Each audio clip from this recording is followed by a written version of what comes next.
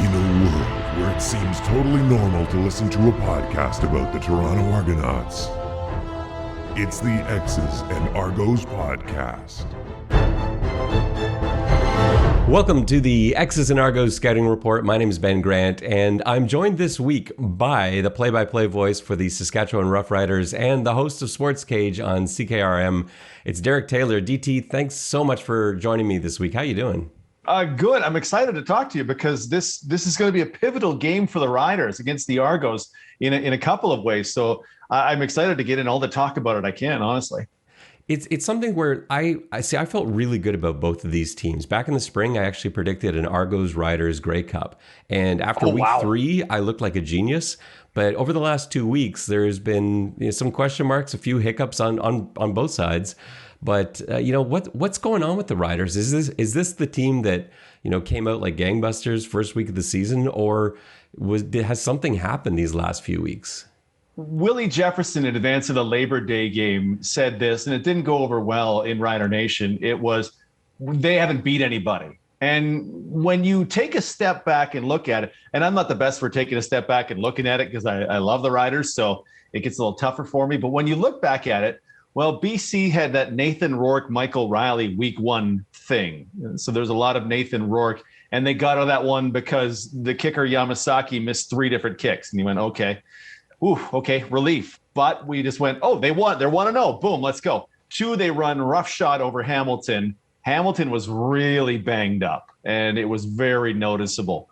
3, they had exactly 1 touchdown against the Ottawa Red Blacks, a team that's gone on to ship 50 and 45 in back-to-back games. And you go, okay, well, they're 3-0. But when you looked at it, was it the finest 3-0 in the land? No, right? Because Winnipeg had gone through teams like Toronto. And you go, okay, well, those are some real wins. They had to beat Hamilton in the opening week. And, other teams have had tougher schedules. The Argos have had a tougher schedule than the Riders. So it was 3-0. It's real. They booked all those wins, but they hadn't beaten a ton of teams. And then after that, they get what looks like to me to be the best team in the league by a fair margin. They get them back-to-back, and they get smacked twice. And you go, okay, so they're somewhere above the worst teams and somewhere below the best team. That leaves them in like the 2 to 7 range. Where do we actually put them? So honestly, to me, it's all just a continuation of the exact same thing and the exact same team and the similar problems week to week to week. We just haven't been exactly able to narrow in on exactly where they fit in the hierarchy of 1 to 9.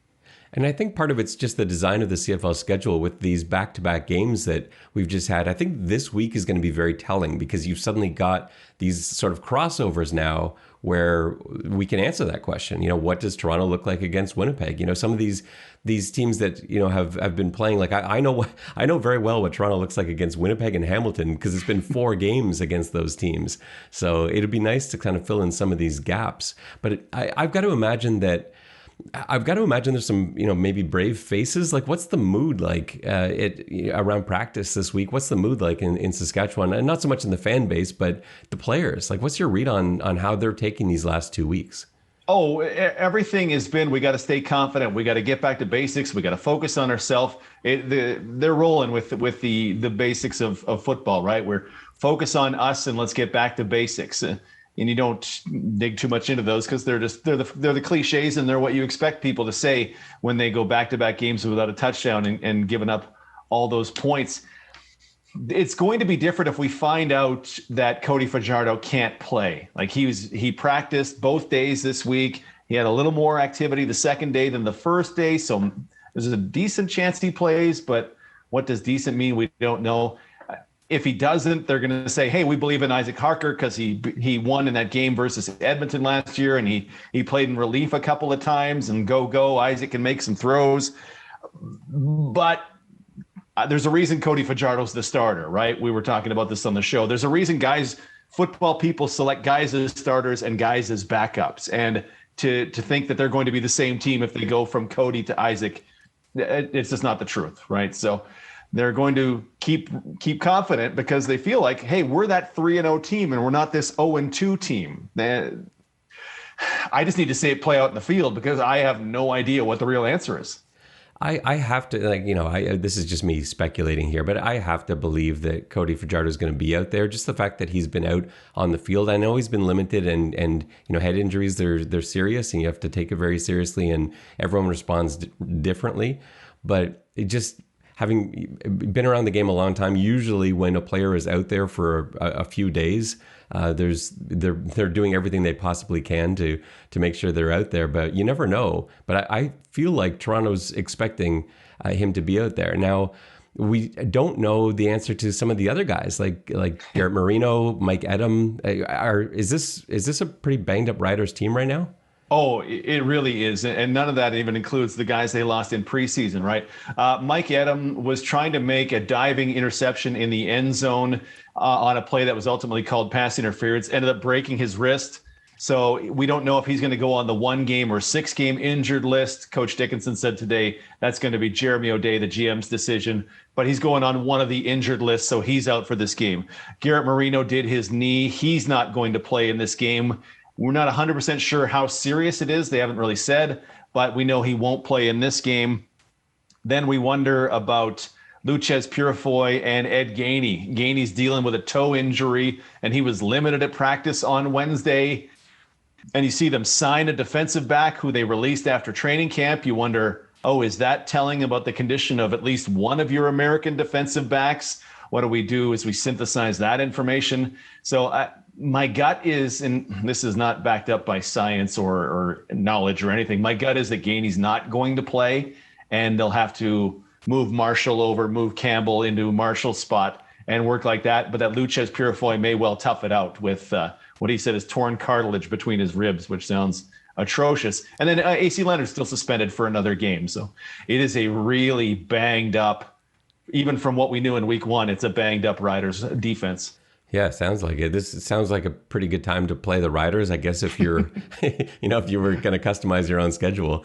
So for Argos fans that, maybe haven't been paying too close attention to the Riders this year, they know the big names. Can you give us someone that on Friday night, they're going to be looking at their TV screens and they're going to be saying, who the heck is that guy?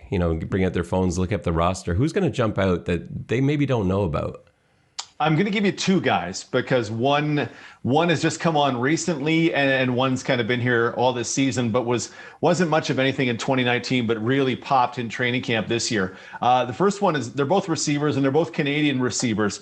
Braden Lenious, number 19. He's a guy who was a 240-pound kind of H-back, fullback, whatever you want to, a really big number 3 to the field. One of those big receivers who, is supposed to hit the backside end and take care of business.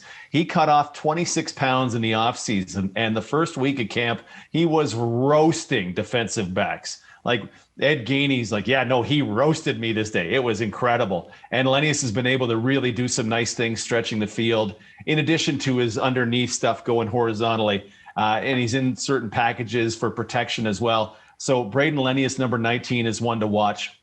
The other one, when one of the receivers, Jordan Williams-Lambert, got injured, ended up missing a game, they went to a rookie in Keane Schaefer Baker, number 89. He plays that X position, that short side wide receiver spot. And as I think around the league, there's no other Canadian who's playing that spot. And this past week, he led them in receptions. He's got 12 catches this season. 9 have gone for first downs. He seems really smart. Like, he's got good hands. He seems really smart with how he plays on the field. And then we haven't really seen an expression of his beyond ridiculous athleticism, because we haven't had a situation where he needed to employ his 40-inch vertical, apparently, from the combine. So he was pretty exciting, and I think Rider fans are very excited about Keane Schaefer Baker. So 19 on one side, 89 on the other. They're both 6'3", strong, lanky dudes. Lenious a little stouter throughout the shoulders, but 2 guys I think that Argos fans should be watching for. Awesome. I love Keane Schaefer Baker. I was hoping the Argos were going to draft him back in 2020, but it wasn't going to happen after that first round when they ended up taking Dejan Brissett. It was like, well, I guess that's it for receivers then. But yeah, great player out of Guelph, and like you said, just athletically able to do anything. You throw the ball anywhere near him. Not only his wingspan and his speed, but yeah, that vertical is something else. So if this game, at the end of the game, if the Argos end up on top, the way that you see it, what will have happened? If the Argos win this game, why will that be? And let's just do this from a perspective of Cody Fajardo is going to play, and he'll play the whole game, and he's 100%. They'll have been able to generate pressure, which that's every football game. But the Riders, the one position that we wondered about coming out of training camp, and honestly, all through training camp and all through the first 5 games, was the offensive line. Because what they have, because of injuries and retirements, they have essentially their 3rd and 5th tackles from camp starting at left and right tackle. They have a rookie, essentially a rookie, in Logan Ferland at left guard. And you go, okay, well, if I'm a defensive coach and I happen to have, if you know any teams that wear double blue that happen to have a ton of attacking weapons within their front 4, they're going to know what to do with that. They're going to see what Willie was able to do from the Bombers in the last couple of games, what Jackson Jeffcoat was able to get, and go, okay, well, we'll take some of that too. So they'll have been able to generate pressure on the quarterback. And honestly, the one thing Winnipeg did, and I don't know if just everybody can do it, but Winnipeg, Fajardo gave them a lot of credit for, they would show me one thing and I would read off that one thing, and I would skip certain options because I thought this was coming, and they would give me something entirely different. So if they're able, through any deception with that back 6, if they're able to just give them one look and throw them another, Fajardo may be gettable. He was gettable in that first game against Winnipeg. He looked much better in the second game, the Banjo Bowl, but it's there on film now. So defensive coordinators, if whoever's running the defense on Friday night for the Argos looks at that, they go, okay, well, here's the things that we think we can do. The running game, we're concerned about William Powell because he's a good running back, but they've had some problems in there as well. So let's get after this. But it's going to be the defensive line, the defensive front. However, if you got to send 5, 6, whatever it is, it's been able to get to Fajardo. I feel like offensively, when I look at this game, I feel like Toronto's going to be able to run. I watched the last 2 weeks with the Bombers, and in that first game especially, the Bombers were able to do pretty much whatever they wanted to on the ground, it looked like. A little bit less so last week, but they were still over 4 yards a carry. They were still moving the ball pretty well. And the Argos' run game has been the strength of their offense. And they're also very good at throwing short right. But other than that, the run game has been awesome. And so this is something that I think is actually a pretty good matchup for them. Would you be surprised to see Toronto put up really big rushing numbers? If Micah Johnson is playing, and it looks like Micah Johnson's back, I would. Marino's a loss because he's in that rotation at defensive tackle, and that's a stout kid right there. I keep saying kid for 27-year-olds, but whatever. That's a stout dude right there. So if Mike is in there, I might be a little surprised because they do have some athletes on the edge to take care of that. Dion Lacey in the middle. Micah Tights has a ton of tackles for them so far. I'm trying to think of how teams have done running with the running back for the Riders this season, and it's going to take me too long to pull this up, and I won't be able to delay my speaking until actually maybe I can. But where are they right now? Number 1 in yards before contact, and number 2 yards per rush on designed runs this season for the Riders defense. So I would be surprised. I'm very curious to see it though, because the way John White and Foster were able to gash the Bombers, and then the Bombers proved fairly stout against the Riders. I wonder which one of those is more the real one and which one will play out in this game. Yeah, I'm interested to see the setup. I kind of expect Saskatchewan to really press tight. I think they're going to bring everyone in, walk everyone up, have the free standing back there at about 12 yards, and everyone else, in closer than that, and just dare Arbuckle to go deep, to go over their heads. And, I think there's going to be a lot of run blitzes too. I wonder about that, because it's going to be a unique back 5. It's going to be a back 5 they've never played before, because Adam out, they'll have Ailey Buka at safety. When Buka came into games in 2019, he would be at that field side halfback spot, and they would make rotations around him. Christian Campbell at that boundary slot, moving Nick Marshall inside is likely how that's going to go. If they have Purifoy back, that'll be great. But if they don't have Purifoy back, they'll take the Sam and move him back and move someone else to Sam. And then Blaise Brown is working with the new. It's one, like they lost 2 guys from last week, and that caused 4 changes on defense. And you go, that can't be that can't be profitable in the long term. So I wonder, I wonder how much they would risk, press coverage and getting up tight and just leaving a safety by himself. I feel like they're going to have to take caution. Let's say that. So my last question for you is, if the Riders do get out of this one with a win, what will have happened in that case? So Riders win, Argos lose. Why?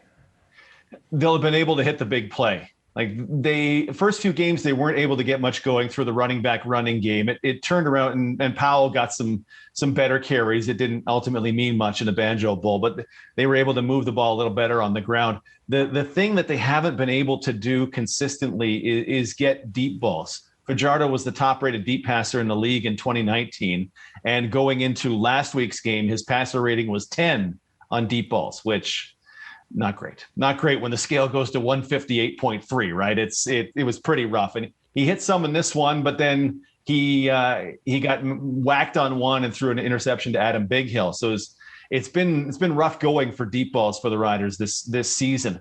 They have guys who can get open, we hope, in Schaefer, Baker, and Lenious and Kyron Moore and such, but they'll have been able to make the big plays, and heavens to Murgatroyd, they'll have been able to get touchdowns. 0 touchdowns in 8 quarters against the Bombers. And then they had 1 touchdown against Ottawa in the third quarter off a pretty nice drive of 76 yards. But it's been cold since the Hamilton game on offense. So they'll have figured out a way to unlock that. Just that I don't see a team in the Argos that's going to cooperate with a team that wants to throw the ball all over the yard. The Argos defense has been really good, but Argos fans are kind of bracing themselves a little bit because there's only so many times that Saskatchewan's going to walk out of there without a lot of touchdowns on the board. And the Argos have a long history of former quarterbacks coming back to pull their pants down. So this is something that, we're all kind of, bracing for. So we'll see. Derek, tell the good people where they can find you and all your stuff. So every day, Monday to Friday, 6 to 8:30 Eastern time on 620 CKRM. It's online at 620CKRM.com. The podcast as well is the Sports Cage. So wherever you get your podcasts, we do the Rider games. So Rider Radio, wherever you get your podcasts. I do some CFL stuff for TSN Edge, and we're killing it as the Prop Masters. My goodness, Marshall Ferguson and I do a podcast every Wednesday on Canadian Football Perspective called The Breakdown, and we really nerd it up. And this week we took a flamethrower to Dominic Davis because it seemed like the time to do that. Anywhere there's CFL football to be talked about, you can find me there. All your stuff is great. And I love The Breakdown. That's one of my favorite things to listen to. I look forward to Wednesdays and taking that in because it's just such good analysis. And you and Marshall do such a good job from charting to, just finding trends and numbers that wouldn't have occurred to me. And it's stuff that doesn't jump out to me either, that I don't even see happening in the game. I'm like, really? Is that really what went on here? So that's one that I love. Derek, thanks so much for joining me this week. It's been awesome. Thanks, Ben. I appreciate you having me.